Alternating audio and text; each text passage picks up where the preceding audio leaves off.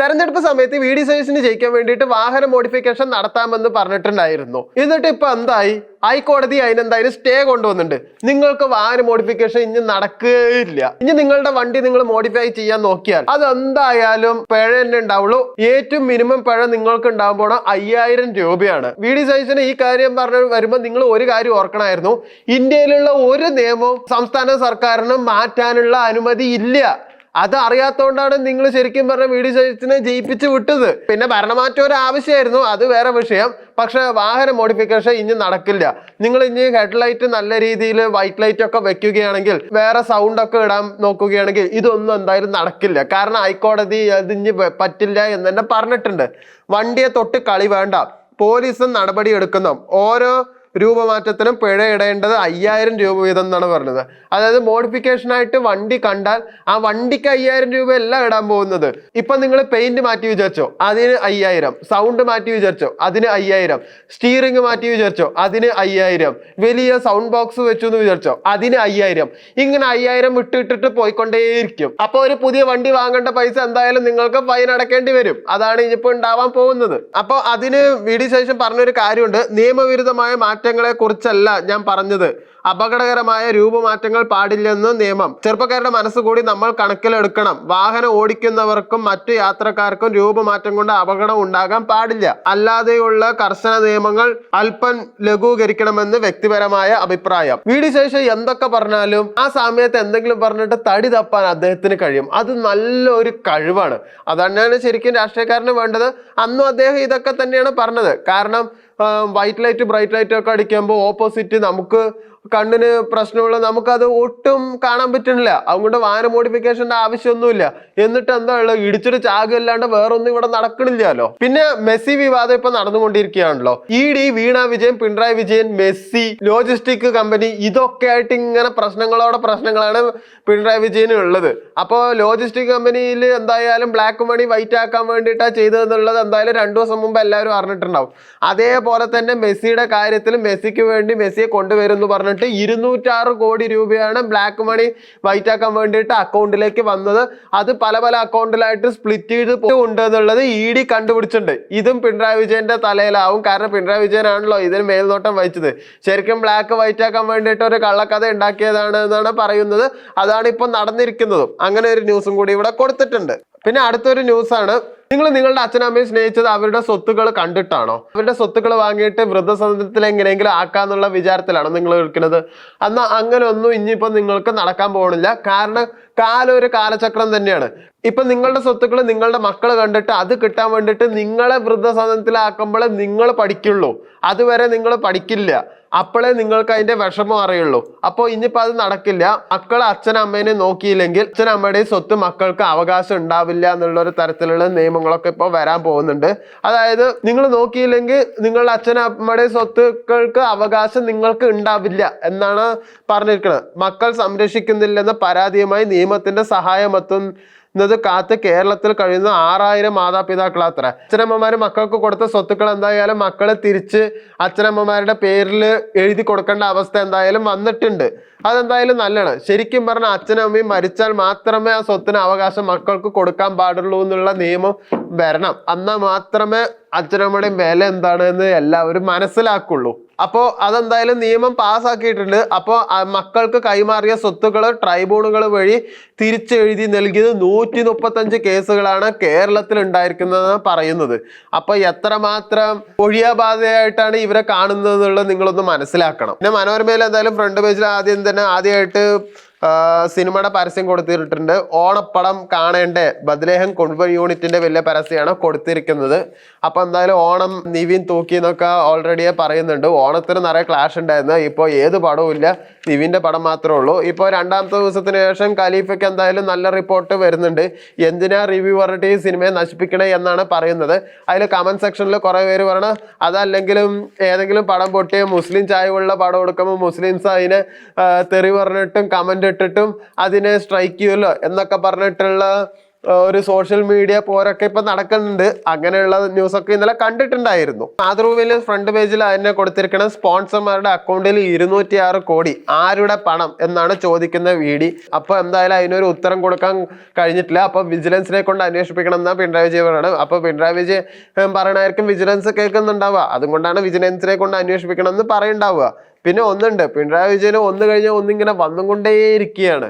അതിനിപ്പോ പിണറായി വിജയൻ ആയതും കൊണ്ടാണോ അങ്ങനെ വരുന്നത് എന്നുള്ളത് നമുക്ക് അറിയില്ല. ഇതിൽ ഏതാ സത്യം ഏതാ നുണ നമുക്ക് കറക്റ്റായിട്ട് അറിയില്ല. പിന്നെ അടുത്ത മാതൃഭൂമിയിലെ മെയിൻ ന്യൂസ് എന്താ വെച്ചാൽ, ഇന്നലെ ഓണപരിപാടിയായിട്ട് മൂവാറ്റുപുഴയില് ത്രിവേണി ഓണം എന്നുള്ള പരിപാടി എന്തായാലും മൂവാറ്റുപുഴയില് വീട് ശേഷം ഉദ്ഘാടനത്തിന് പോയിട്ടുണ്ടായിരുന്നു. അപ്പോ മൂവാറ്റുപുഴ ഒരു ജില്ലയാക്കണം സംസാരമൊക്കെ കുറച്ചു കാലമായിട്ട് ഉണ്ടാവുന്നുണ്ട്. അപ്പൊ അതെന്തായാലും എത്രയും പെട്ടെന്ന് തന്നെ ആക്കി കൊടുക്കുന്നുള്ളത് ഇന്നലെ മൂവാറ്റുപുഴ പ്രസംഗത്തില് വി.ഡി. സതീശൻ പറഞ്ഞിട്ടുണ്ട്. അപ്പൊ മൂവാറ്റുപുഴ ജില്ലയ്ക്ക് പച്ചക്കൊടി എന്ന ഒരു തലക്കെട്ടോടെയാണ് കൊടുത്തിരിക്കുന്നത്.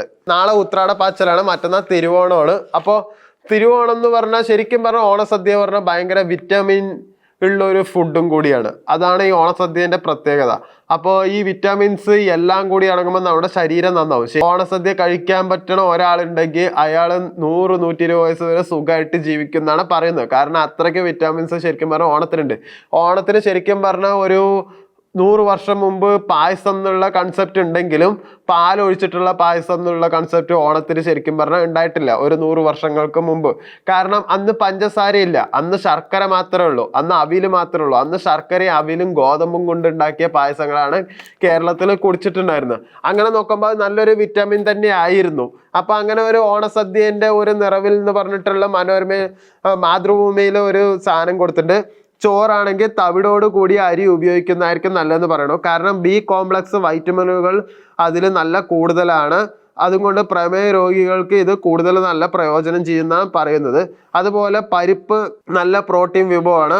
അപ്പോൾ പരിപ്പ് നന്നായിട്ട് ചേർക്കണം എന്ന് പറയണം. പലരും പറയണ കേട്ടിട്ടുണ്ട് പരിപ്പ് ഗ്യാസാണെന്ന്. തെറ്റായ ഒരു കാര്യമാണ്. പരിപ്പ് ഐറ്റംസ് ഏതും ഗ്യാസ് അല്ല. പരിപ്പിൽ പക്ഷെ അജിനോമോട്ടോ ഇട്ട് അത് വലിയ ഗ്യാസ് ആയിട്ട് മാറാറുണ്ട്. അതാണ് പ്രശ്നം. അപ്പൊ അത് ഓട്ടോമാറ്റിക്കലി പറഞ്ഞ് പരിപ്പ് ഗ്യാസ് ആണ് എന്നുള്ള പറച്ചിലായിപ്പോയി.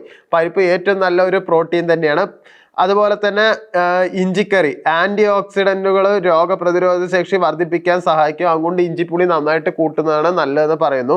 അതുപോലെ പച്ചടി പലതരമുണ്ട്. പൈനാപ്പിളിൻ്റെ ഉണ്ട്, ബീട്രൂട്ടിൻ്റെ ഉണ്ട്.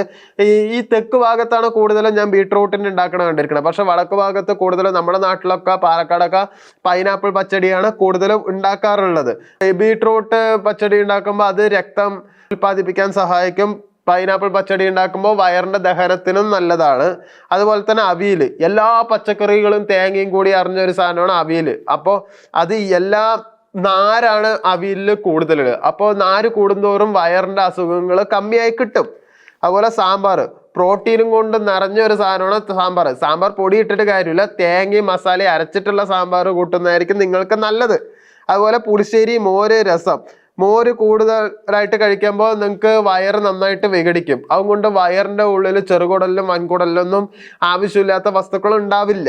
അങ്ങനെയുള്ള ഗുണമുണ്ട്. അങ്ങനെ ഒരു സമ്പൽ സമൃദ്ധമായ ഒരു പോഷകാഹാരം തന്നെയാണ് ഓണസദ്യ. അപ്പോൾ എല്ലാം നാച്ചുറലായിട്ട് ഉണ്ടാക്കാൻ ശ്രമിക്കുക. പിന്നെ ഇപ്പോൾ പാലടയാണ് കയറി വരുന്നത്. പാലടയാണെങ്കിൽ പാല് കുറുക്കിയിട്ട് നിങ്ങൾ അട ഉണ്ടാക്കുകയാണെങ്കിൽ അത് ശരീരത്തിന് നല്ലതാണ്. അല്ലാണ്ട് മിൽക്ക് മെയ്ഡ് ഒഴിച്ചിട്ട് അത് ഫ്രിഡ്ജിൽ വെച്ചിട്ട് കഴിക്കാൻ നിൽക്കരുത്. അത് വയറിന് കേട് തന്നെയാണ്. അത് ഷുഗർ കൂട്ട് തന്നെ ചെയ്യുള്ളൂ. നിങ്ങളുടെ മെറ്റബോളിസത്തിന്റെ അളവ് കമ്മിയാക്കുകയും ചെയ്യും. വയറിന് അങ്ങനെ പ്രവർത്തിക്കാനും കഴിയില്ല. അപ്പോൾ വേറൊരു ന്യൂസ് എന്താ വെച്ചാൽ വി.ഡി. സതീശൻ സർക്കാരിന്റെ 100ാം ദിനം നാളെ എന്നാണ് പറഞ്ഞിട്ടൊരു ന്യൂസ് ഉണ്ട്. ഇപ്പോൾ വി.ഡി. സർക്കാർ എന്തായാലും പദവിയിൽ കയറിയിട്ട് 100 ദിവസം നടപ്പാക്കിയത് എന്തൊക്കെയാണെന്ന് ചോദിച്ചാൽ നമുക്ക് എല്ലാവർക്കും അറിയാം. പ്രിയദർശിനിയാണ് സ്ത്രീകൾക്ക് ഫ്രീ KSRTC കൊടുത്തത്. അതുപോലെ തന്നെ ആശാ വർക്കർമാർക്ക് ഓണറ്ററി എന്തായാലും വർദ്ധിപ്പിച്ചിട്ടുണ്ട്. നിയോജന വകുപ്പ് എന്തായാലും രൂപവൽക്കരിച്ചു. ക്ഷേമ പെൻഷനും മറ്റു ആനുകൂല്യങ്ങളും കുടിശ്ശികകളും നൽകിയിട്ടുണ്ട്. വില കുറച്ച് സപ്ലൈകോയുടെ സാധനങ്ങൾ എത്തിച്ചു. അതാണ് ഞാൻ പേഴ്സണലി കണ്ടതിൽ ഏറ്റവും കാരണം എണ്ണയ്ക്ക് 320-350 രൂപയുള്ള സമയത്ത് സപ്ലൈകോയിൽ 230 രൂപയ്ക്കാണ് എണ്ണ കൊടുക്കുന്നത്. 33 രൂപയ്ക്കും 28 രൂപയ്ക്കാണ് അരി കൊടുക്കുന്നത്. കടയിൽ പോയ 60 രൂപയും 80 രൂപയും 100 രൂപയൊക്കെയാണ്. 110 രൂപയുടെ പോസ്റ്റ്മാനൊക്കെ ഇപ്പോൾ 140 രൂപയ്ക്കാണ് കിട്ടുന്നത്. അപ്പോൾ 23 രൂപയ്ക്ക് സർക്കാരിന് അരി കൊടുക്കാൻ ഇപ്പൊ കഴിയുന്നുണ്ടെങ്കിൽ ഇത് പിണറായി വിജയന്റെ സർക്കാരിന്റെ കാലത്തും ആവാമായിരുന്നു. പക്ഷെ അത് ആയിട്ടില്ല. അപ്പൊ ഏത് സർക്കാരാണ് ബെറ്റർ? കോൺഗ്രസ് തന്നെയാണ് ബെറ്റർ. കാരണം അടിസ്ഥാന ആവശ്യങ്ങൾ നമുക്ക് വില കമ്മിയാലും കിട്ടുമ്പോഴല്ലേ ജീവിത നിലവാരം ശരിക്കും പറഞ്ഞാൽ ഉയർന്നു പോവുള്ളൂ. പിന്നെ നല്ല കയ്യടി കിട്ടിയത് ഓപ്പറേഷൻ തൂഫാനിലാണ്. ഓപ്പറേഷൻ തൂഫാൻ ശരിക്കും പറഞ്ഞാൽ മദ്യത്തിന്റെ സെയിൽസ് കൂട്ടാൻ വേണ്ടിയിട്ടാണ്. ശരിക്കും പറഞ്ഞാൽ ഈ ഓണത്തിന് മദ്യത്തിന് നമുക്ക് സെയിൽസ് കൂട്ടിയത് 233 കോടി രൂപയാണ്. ശരിക്കും പറഞ്ഞാൽ ഈ കഴിഞ്ഞ ഓണത്തിന് നമുക്ക് എന്തായാലും മദ്യത്തിന് സെയിലായിട്ട് കേരള സർക്കാരിന്റെ വരുമാനം വന്നിരിക്കുന്നത്. ഇന്നലെ സ്വർണത്തിന് വിലയെ വ്യത്യാസം വന്നില്ല. 1,19,600 രൂപയിൽ തന്നെയായിരുന്നു ഇന്നലെ നിന്നുണ്ടായിരുന്നത്. ഇന്നിപ്പോ വ്യത്യാസം വരുമെന്നറിയില്ല. ആദ്യമായിട്ട് ഒന്നില്ലെങ്കിൽ കൂടും ഒന്നില്ലെങ്കിൽ കുറയും. ആദ്യമായിട്ടാണ് സ്വർണത്തിന് വിലയിൽ ഒരു വ്യത്യാസം വരാത്ത ദിവസം ഇന്നലെ മാത്രമായിരുന്നു. അപ്പൊ ആ ന്യൂസ് കൊടുത്തിട്ടുണ്ട്.